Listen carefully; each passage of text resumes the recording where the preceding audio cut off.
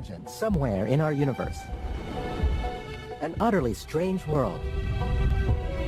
A place where time could both speed up and slow down. From where we could journey into the past and the future. Somewhere time could even split in two. Incredibly, this is no alien world. It's our world, and it's all around us. Now, for the first time, science is enabling us to see what for thousands of years has remained hidden. The true nature of time.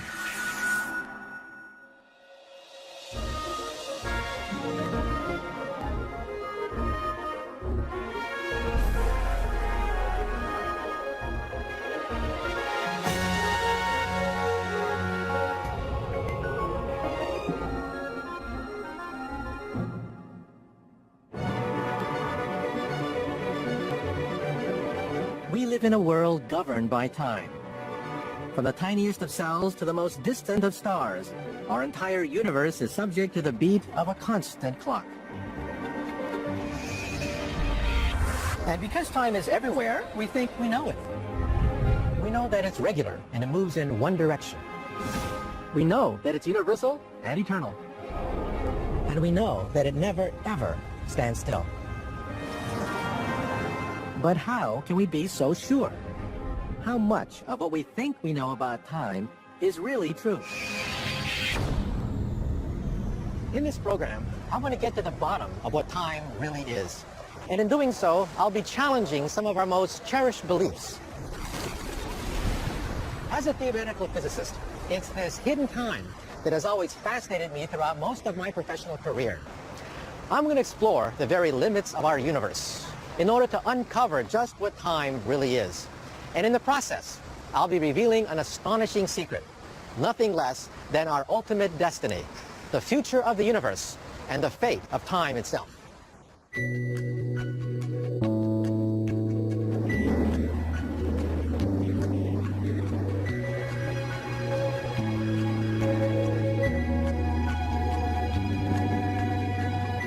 Of all our assumptions about time, one of the most obvious is that time is regular.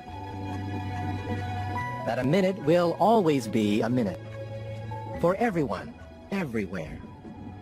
Here in the Swiss Alps, I'm searching for something that challenges this assumption. Something that, if time was as regular as we think it is, shouldn't exist at all.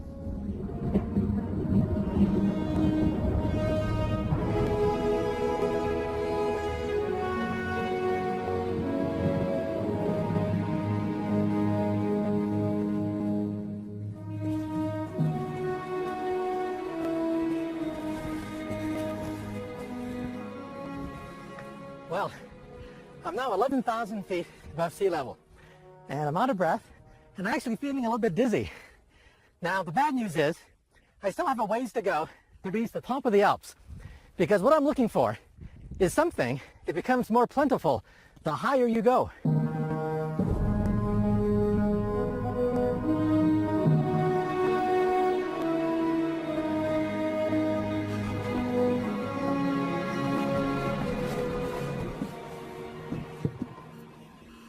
And this is what I've come to see. It's a particle counter, telling me that the air around me is full of tiny particles called muons that come from all the way out there.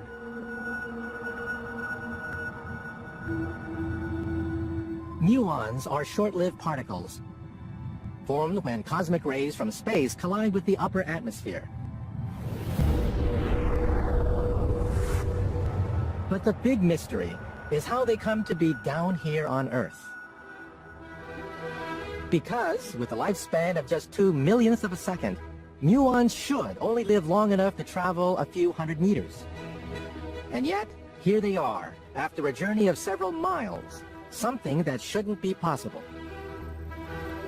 So what exactly is going on? The answer to this mystery, the reason why muons can reach us at all, is so extraordinary that from the moment it was first proposed, it literally rewrote the rulebook of time.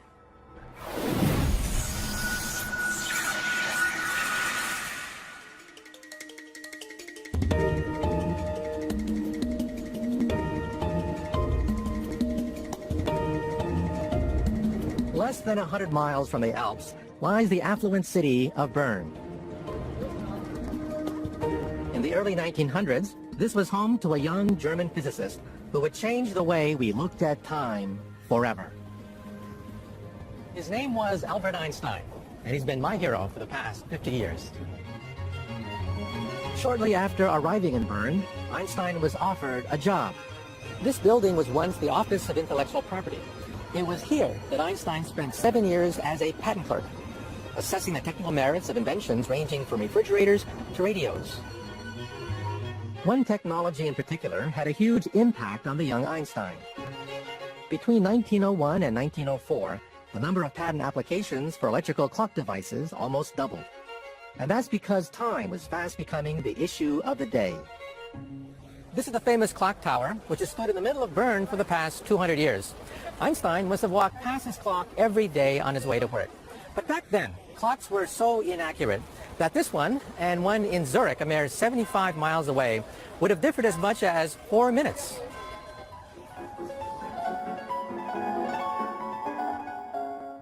With the growth of Europe's railways, such time discrepancies were becoming not just inconvenient, but also dangerous, borne out by a steep rise in the number of serious train crashes. All of a sudden, time was on everyone's lips. But for Einstein, this new world of trains and clocks was more than just a talking point. It was an inspiration. In 1905, in this, his first floor apartment, Albert Einstein put the finishing touches to his radical new theory: special relativity. One of 5 papers published by Einstein in 1905, special relativity would make us think about time in a completely new way.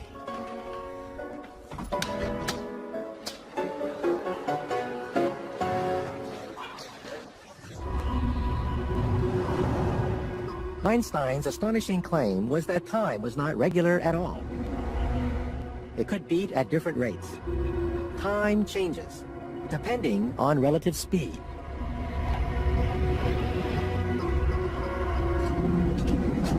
Imagine for a minute that my tram is capable of traveling at phenomenal speed, just a fraction less than the speed of light. According to special relativity, the rate at which time flowed on this speeding tram would depend on whether you were on board or looking in from the outside. So while for me, it would seem as though time was passing perfectly normally, for me, sitting on the pavement, assuming I could somehow peer inside the tram, time would assume a totally different quality. Looking in from the outside, I'd sense that time on board the tram was passing much more slowly. That's because, according to Einstein, the faster an object moves, the slower its time will run to someone observing from the sidelines. In other words, time can vary. It's all a matter of speed. And that explains the mystery of how our muons reach the Earth. Because muons travel near the speed of light relative to the Earth, their clocks have slowed down, so much so that they exist long enough to reach the Earth and be detected. Time for our muons has stretched. It beats very differently to the way it does for us.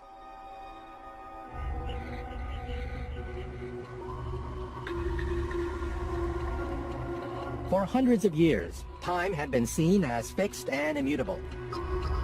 None other than the grandfather of modern science, Sir Isaac Newton, had pronounced that time exists in and of itself, without reference to anything external. But we now know that time isn't set at a fixed rate. Time is not absolute. Now, the effects of special relativity are so small that they have no impact on our daily lives. But the fact that they are there at all has changed everything. Because if time is relative, if time is flexible, then our belief in the immutability of time is wrong. And if we can be wrong about something as basic and as fundamental as this, then in what other ways might we be mistaken? Time has intrigued humanity throughout history. More than 1,500 years ago, a former heretic turned Christian bishop, wrote a treatise on time that's as provocative today as when it was first written. What we have here is the first English translation of Augustine's Confessions. Augustine was a 4th century philosopher and theologian, and the Confessions is his autobiography. But besides relating incidents in his life, it also contains some fascinating reflections on the nature of time. And he starts with a very commonplace reflection, that time consists of time past, time present, and time future. But, says Augustine, the future does not yet exist, the past no longer exists, and the present takes up no time at all.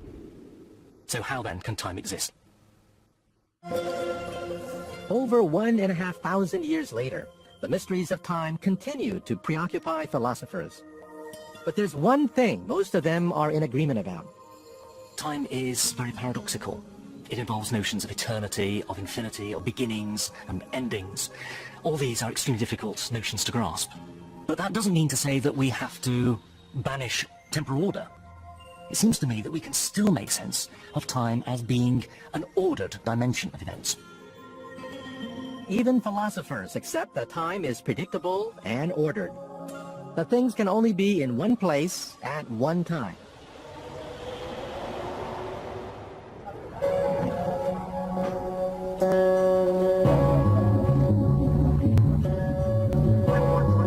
Did either of you play cards? I just play a little poker. You play poker? So you can shuffle cards, can you? Oh, no. Unless someone else So do you shuffles. shuffle like this? Yeah. That's called the overhand shuffle. Okay. So if you don't shuffle cards that well, you can try this one. This one's pretty good. It makes a complete mess of the deck of cards. Some cards go back to face, but some of them are back to back. Our complete trust in temporal order is the reason why we delight in the obvious impossibility of magic tricks. Back to face to back. So it makes a total mess. I'll just show you. Some of the cards there, like face to back. Not very good for playing poker or blackjack. But if you press the button here, press the button, oh, snap your fingers, they all come out the right way, which is rather handy. Yeah, that's so good. Pretty good. Wow. My job as a magician is to manipulate people's faith. Hi, how are you doing? Stop here for a moment. People realise that things can't disappear and reappear. I'm going to run through the cards and you say stop, wherever you like. If you do your job properly, you can make it look as though two things could be in the same place at the same time. And to that end, essentially, you can make it look as though you're manipulating space and time. Have you ever seen magicians use these before? Yeah. I'll show you a trick with 12. Okay. So can you hold your hand up here? A classic way of demonstrating the manipulation of space and time can be done using the sponge ball trick. It's 100 years old, but it's great. But essentially, you take a ball in your own hand, and the spectator holds a ball, and you can do it in such a way that you can look as though you can manipulate space and time, and it looks as though the ball has disappeared from your hand. So when the spectator opens their hand, suddenly they have two. That ball has vanished from your hand and it's reappeared in theirs. But believe it or not, this sort of behavior isn't always an illusion. Beneath the surface of our common sense world lies another world, where magical things really do happen, where the impossible can be made real, and where time can perform the most incredible tricks. That place is inside the atom. For years, scientists had assumed that in our universe there was nothing smaller than an atom. The very word atom, in fact, comes from the Greek word for indivisible. Then in 1897, an Englishman named J.J. Thomson made an astounding discovery, that inside the atom there were even smaller particles called electrons. Thomson's discovery opened the door to the amazing world inside the atom, a world where everything, including time, behaves in a truly alien fashion.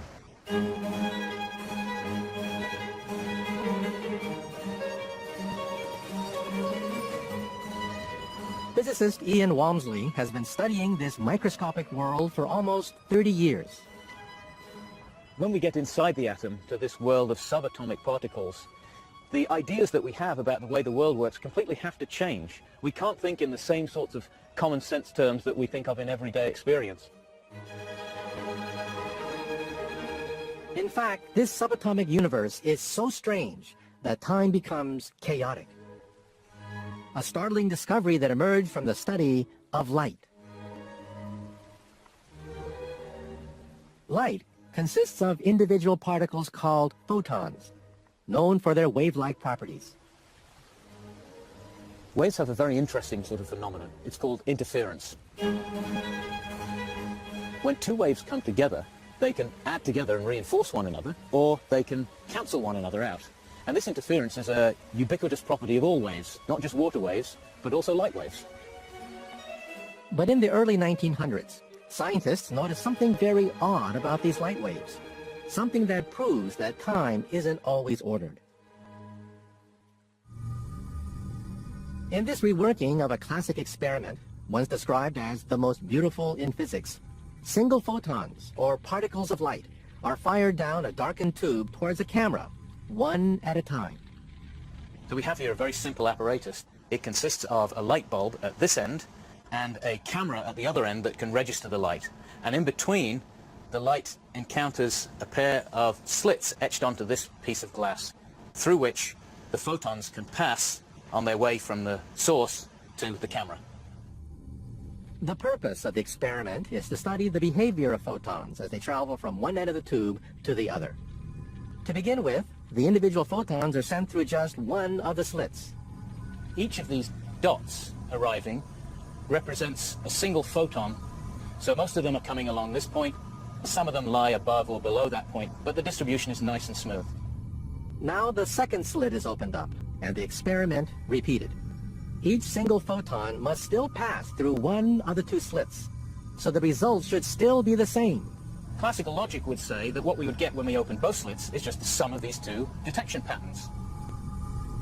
But what we actually find is this: an interference pattern, something that should be impossible. What that implies is that the single photon is somehow going through both slits at the same time. It's not making a choice as to go through one or the other, but it's going through both simultaneously. In other words, each photon exists not just in two places, but also in two times. So we have this very strange notion that this single photon can be in two different places at once. It could be delocalized. But we can think also of a single photon being in two different times. So both space and time have become delocalized and fragmented. On the surface, we feel time is ordered, but that belies a different reality. We are totally unaware of the chaos and unpredictability that lies deep within the atom. Not surprisingly, our understanding of time comes from our everyday experience. And it's for this reason that we cling to yet another of our assumptions about time, that it never stands still. In fact, one thing that sets us apart as humans is the knowledge that time waits for no man. That time doesn't merely exist, but is constantly flowing. But one discovery proved that this isn't always the case.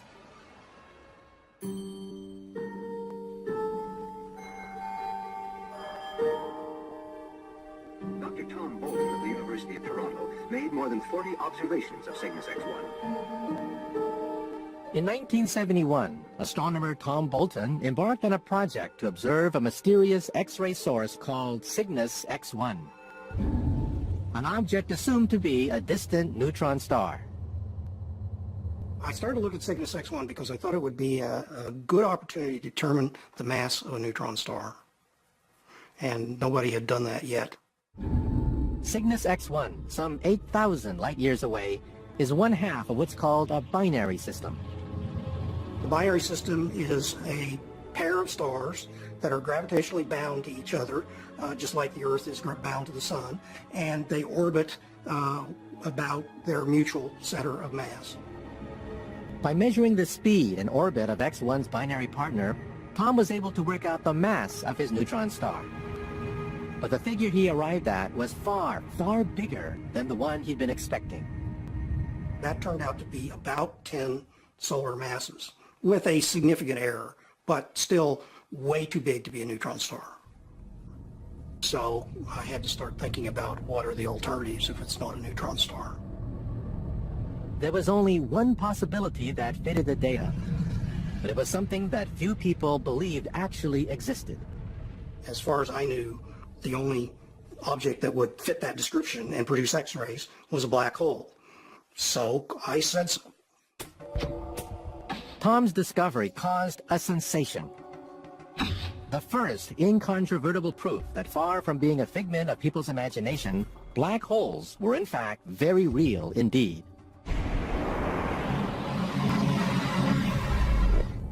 Since their discovery 25 years ago, we now know that the universe is teeming with them.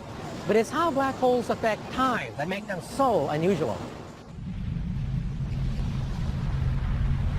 Black holes are so massive that their gravitational pull approaches infinity.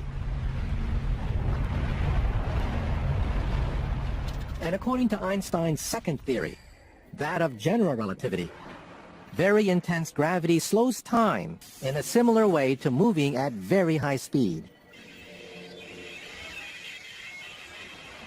So if you were to watch someone fall into a black hole, you'd notice that their time was beginning to slow down. So much so that at the very center, where the gravitational pull is infinite, time would stop altogether. Time would cease to exist.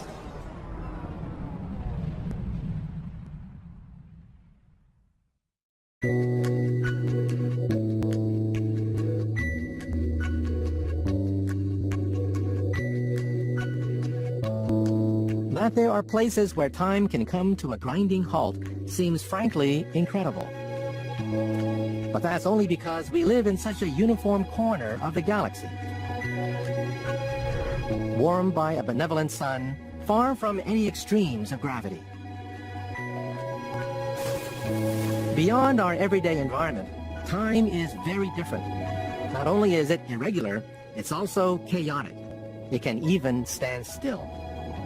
But for all its vagaries, there's one thing that time never seems to do, and that's turn back on itself.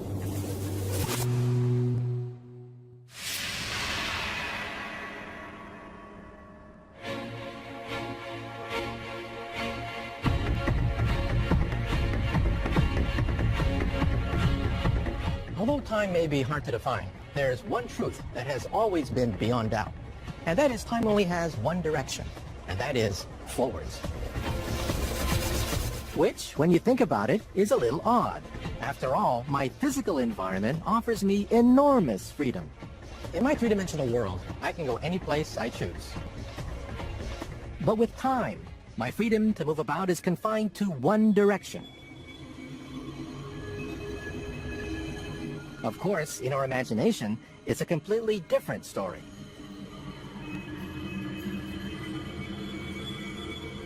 In 1895, a short novel by a former schoolteacher named H.G. Wells brought to life one of humanity's oldest dreams. So I travelled, stopping ever and again, in great strides of 1,000 years or more, drawn on by the mystery of the Earth's fate, watching with a strange fascination the sun grow larger and duller in the westward sky, and the life of the old Earth ebb away. In the earlier part of the 19th century, there were stories that involved time travel or kind of visions of often the future. But what tended to be different was these were often kind of explained in terms of sort of either dreams or supernatural occurrences or visions or something like that. Wells' story, called The Time Machine, took the idea of time travel and made it seem scientifically viable. I'm afraid I cannot convey the peculiar sensations of time travelling. They are excessively unpleasant. There's a feeling exactly like that one has upon a switchback, of a helpless, headlong motion. When he's describing the physical sensations of time travel, Wells talks about a nightmare sensation and excessively unpleasant and so on. And he, the sort of the staccato sort of flashing by of day and night as being incredibly sort of nauseating and disorienting. It's very, very powerful for the reader because it does make you believe that you're in a kind of real flesh and blood body. And again, it's this intersection of the physics of time travel and the philosophy of time travel with the biology of a real person. The Time Machine was an enormous success, offering people a glimpse of what it would be like to make the ultimate escape, the escape from time, even from death. Questions of time are obviously incredibly important to us all in our everyday life, and questions of mortality. And mortality is obviously the kind of the sort of the horizon of time for each of us individually. And I think that anything that allows us to sort of have a sense of sort of escaping that kind of inevitable end of our own time is quite appealing. But now, after years of being treated as science fiction, it seems that time travel could be science fact.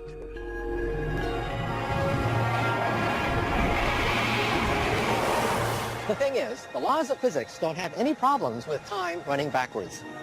So we physicists believe that it just might be possible to build a time machine. The only obstacle we face is one of engineering.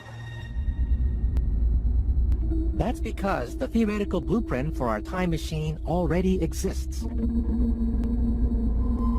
A machine that's secret lies deep within our microscopic universe.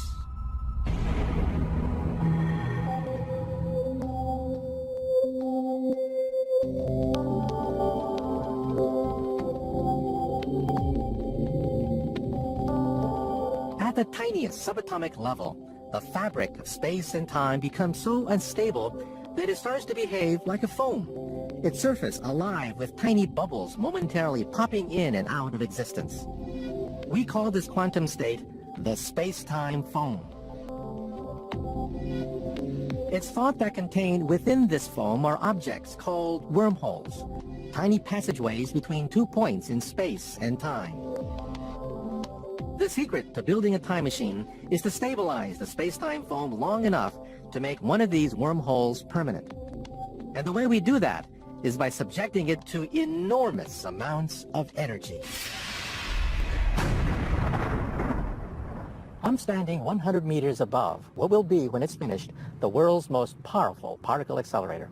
This machine, scientists hope, will help to unlock some of the secrets of the mysterious world of subatomic particles, the building blocks of our universe.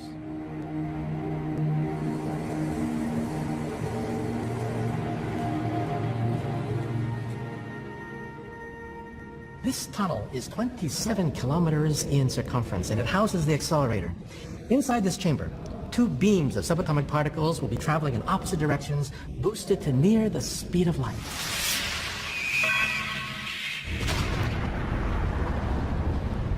As the protons within the beams collide, they shatter into even smaller particles, releasing bursts of energy roughly 500,000 times greater than those inside a nuclear explosion. But even the most powerful accelerator on this planet can't produce enough energy to stabilize a space-time foam. To do that, our particles would have to be moving even faster, and that would require an accelerator of truly enormous proportions. By adding even more energy, blasting the plasma with lasers, we can finally stabilize space-time foam, long enough to pluck out a minuscule wormhole. The next task is to enlarge it, and even that is scientifically possible. In 1948, a Dutch physicist named Hendrik Casimir introduced us to a mysterious new force called negative energy, complete with anti-gravitational properties. So far, we can only create minute quantities of this in the laboratory. But one day, if we can create enough negative energy, we might be able to increase the size of a wormhole. And this is how we think our wormhole would look. Each end a sphere, held in place by an electric field, invisibly connecting 2 points in space and time. By subjecting one end of the wormhole to a huge gravitational field, we could bring its clock almost to a stop. This turns our wormhole into a time machine. Both ends existing in the same place, but at different times. Our ability to build such a machine is still some way off. But just knowing that time travel is possible is enough to turn yet another of our assumptions on its head.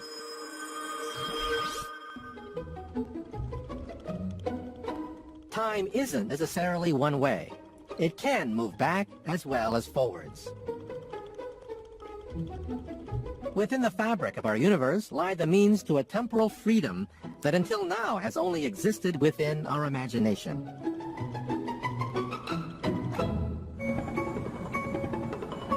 So what would we make of the chance to cruise through space and time? To visit the past, perhaps even to change it. I have here 2 tickets to take you back in time. I'm going to take a journey back in time, most definitely. You could change an incident in your past. Would you go back and do it? I think the Titanic. I'd probably go back to my teen years. What about telling the captain, by the way, there's an iceberg coming? Would you do that and interfere with I don't know if I'd interfere with history. I think that if you actually change something for the better in the moment, it would actually expand something for the positive in the future. I would alter, because then you start playing God, and then that's not right, so. These are like a one-way ticket, and you couldn't come back to the present. Would you still want to take that trip? I wouldn't want to go back and not be able to come back to what I know and my children. I don't believe I'd take the ticket. I think the present's pretty good. Living with the past fixed and the future unknown makes us feel secure in time. Change that, and you change everything. So far, we've seen how time, which appears to be so regular, can in fact be quite flexible. We've seen how time can behave in such unpredictable ways. And as we understand more about time, it's even becoming possible to solve perhaps the greatest mystery of them all: whether time is eternal. Over the last 100 years, it's become increasingly clear that our universe, and hence time itself, had a beginning. But that raises another question. If time had a beginning, will it also have an end?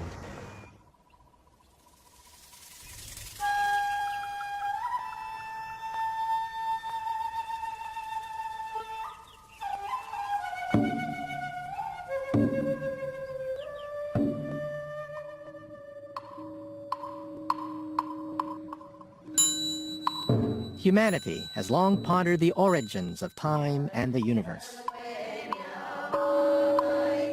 Almost every religion that has ever existed has had its own creation myth.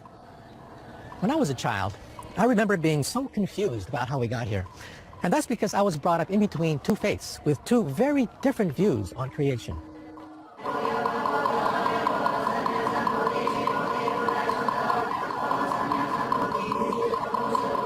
On the one hand, there was Christianity.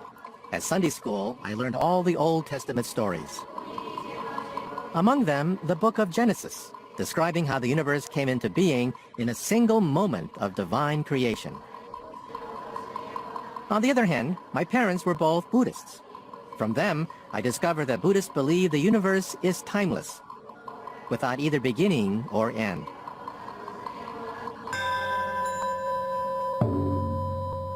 For some time, I continued to struggle with these two seemingly incompatible doctrines. Either the universe had a beginning or it didn't. Either time is eternal or it isn't. It's only in the last 40 years or so that we think we've found the answer. An answer that comes from the furthest reaches of space. The amazing thing about looking up into the night sky is that it's like gazing at a cosmic map of the past. Every planet, every star is like a snapshot taken when their light first left them. The further the star, the more ancient its origins. But for centuries, the limits of the universe were a total mystery, until one man peered further into the heavens than ever before.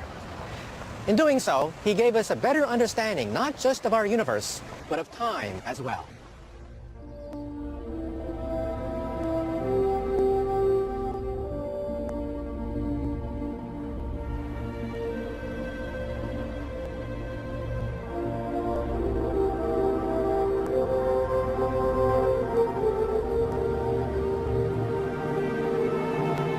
Perched high in the hills above Los Angeles in Southern California is the Mount Wilson Observatory. In 1919, it saw the arrival of an ambitious new astronomer named Edwin Hubble. Don Nicholson remembers Hubble from regular visits to Mount Wilson as a young boy.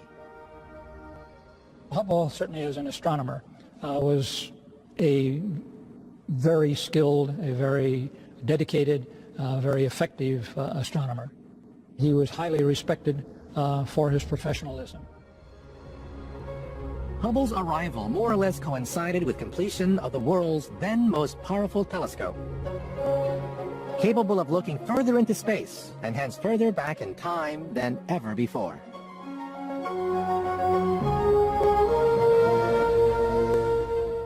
Most astronomers felt that our galaxy was the universe, and for many, that even that the solar system was at the center of that universe. But on the evening of October 4th, 1923, Edwin Hubble noticed a tiny speck deep within the Andromeda Nebula. Before that time, there was no telescope in the world, for example, that could resolve individual stars in these spiral nebula. And so there was belief that they were simply gaseous objects in our own galaxy. But Hubble was able to prove that his speck was indeed a star, and incredibly, that it was more than 1 million light years away, much too far to be part of our own galaxy. In one stroke, Edwin Hubble had destroyed the notion that our Milky Way was the sum total of the universe. And if the universe was much bigger, then it also had to be far, far older.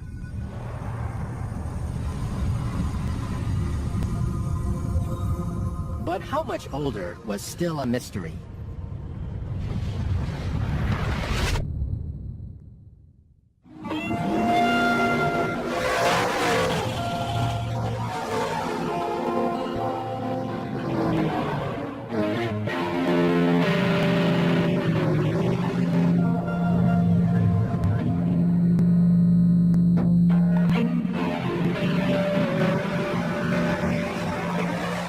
Every Thursday, a whole bunch of fans congregate at this drag strip to enjoy the sights, the smells, the sounds of these muscle cars.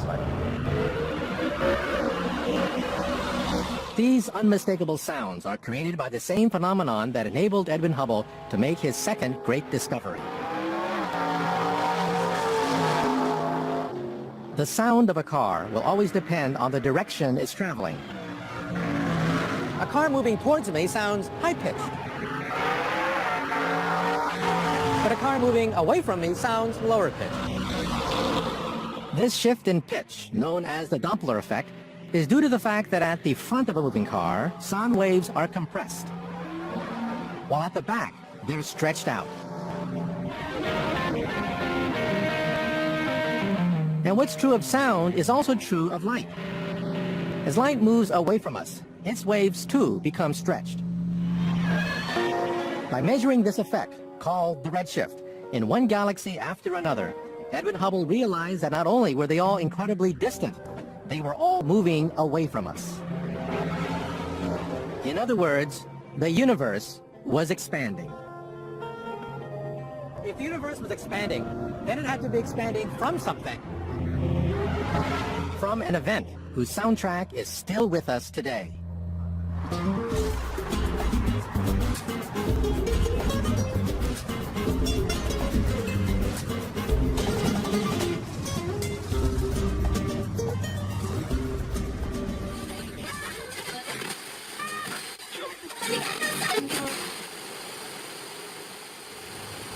What I'm listening to now are some of the sweetest sounds ever, the sounds of creation. Waves of light from the beginning of time have been stretched so much that we can't really see them anymore. Instead, we can pick some of them up on the radio in the form of static. Although he didn't know it at the time, Hubble's discovery that the universe was expanding led to one of the most important breakthroughs ever made about time, the Big Bang. Once, there was nothing, not even time. But 13.7 billion years ago, it seems that this nothing became everything. When a tiny dot of infinite density spontaneously expanded at a phenomenal rate, giving birth to the universe and everything within it, including time. But if time had a beginning, does that also mean that time will have an end?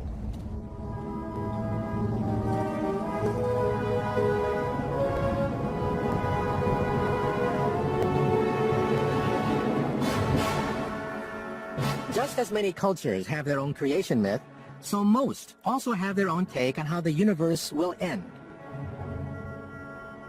In the 11th century, the ancient Norse myth of Ragnarok predicted that the universe, and time along with it, would end in a desperate battle between the forces of good and evil. It was believed that this apocalypse would be preceded by something called the Winter of Winters, an epic ice age, during which all the stars would gradually vanish from the sky. How the universe will end continues to preoccupy us over 1,000 years later.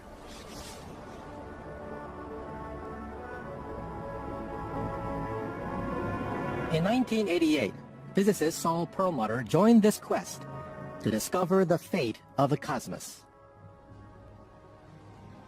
It seems like a really philosophical question. Is the universe going to last forever, or is it someday going to come to an end?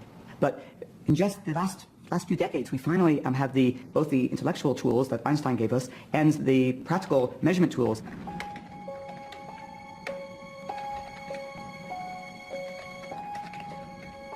Saul believed that the destiny of our universe was linked to the rate at which it was expanding. Since the 1930s, we've known that the universe is expanding, And everybody's understanding was that it would be slowing down in that expansion because all of the stuff in the universe would gravitationally attract all the other stuff, and so it slowed the expansion down little by little.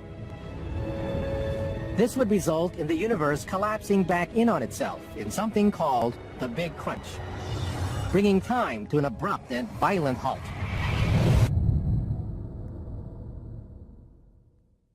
Are there any decisions coming up? Are there any other ones that we're actually going to have to decide something about? To discover just when the universe and time would end, Saul and his team began to hunt for extremely rare objects known as supernovae, And remind me, where would the aftermath of exploded stars.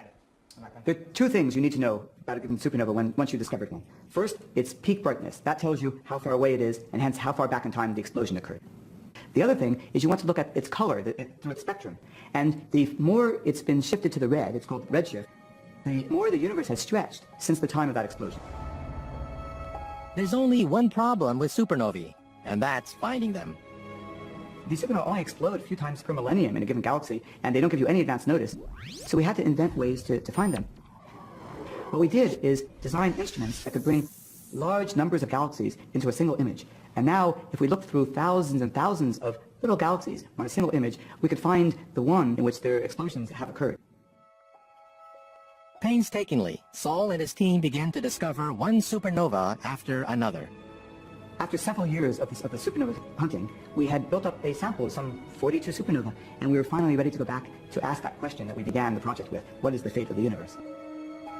But the answer they came up with came as something of a shock. When we finally graphed the results, we found a very surprising result. Apparently the universe is not slowing down. It was actually speeding up, and that was the big surprise.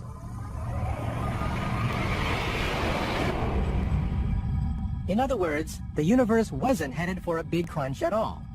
So what will its fate be? Saul's discovery has helped scientists to map out how time and the universe will evolve. An incredible space epic, separated into 5 long ages. The first of these was the primordial age, starting with the Big Bang and the birth of time.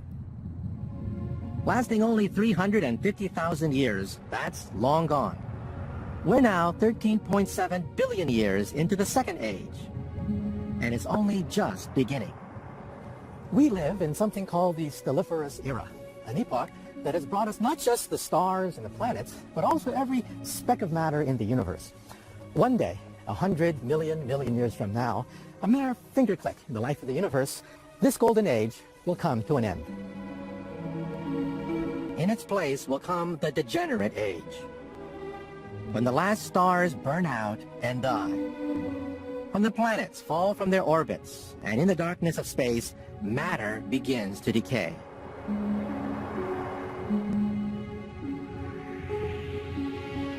After a truly unimaginable length of time, only black holes remain. A fourth age that far exceeds all the time that has ever gone before. But even black holes don't last forever. Little by little, their thermal energy will leak away, until ultimately they too disappear. So what does this mean for the future of time? Does the death of our universe mean that time is destined to run out? Or is time really eternal, without end? Even as the last black hole evaporates, a fifth and final age is beginning. The age of the photon, in which time finally fragments into total disorder. When all that remains of our cosmos are invisible, indestructible, low-energy light particles. For Saul Perlmutter, this cold chaos represents the ultimate destiny for time. This particular picture of the future of the universe, and we don't know if this will be the final answer, would have time lasting forever. There will be no end to the universe in this particular scenario.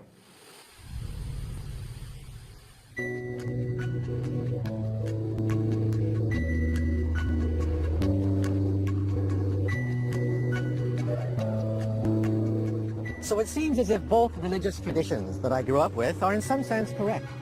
Time is eternal, as the Buddhists believe, but time also came into being at a precise moment, and that fits well with the story of Genesis.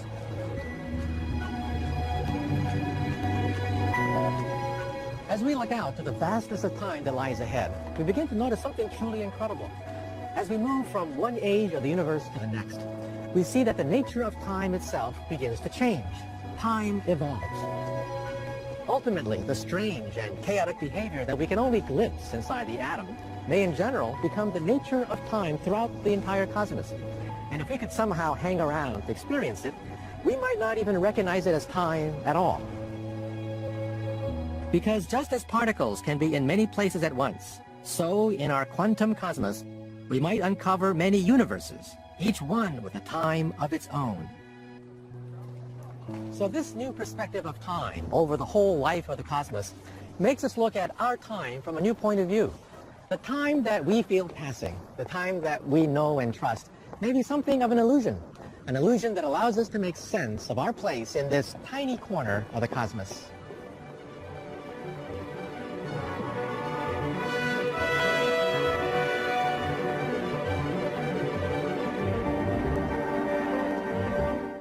Stay with BBC4 to see Ken Russell's TV dramatisation of Lady Chatterley's Lover. Jolie Richardson, Sean Bean and Sean's rather attractive bottom star next.